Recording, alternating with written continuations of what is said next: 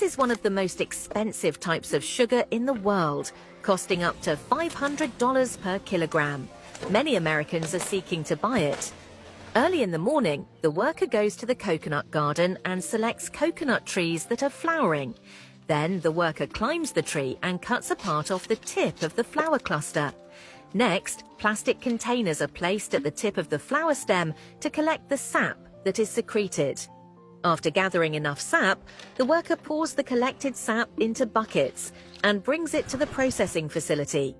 The coconut flower sap is poured into large cast iron pans and filtered through a mesh to remove impurities. The sap is then heated directly over a charcoal stove. When the sap boils, the worker uses a sieve to skim off the foam from the surface. A woven rattan mat is then placed over the cast iron pans to prevent the sap from boiling over during the process of concentration. When the sap has been condensed into a thick brown syrup, the mat is removed from the pan. The syrup is then transferred to another cast iron pan. Afterward, a specialized centrifugal machine is used to whip the syrup, speeding up the crystallization process.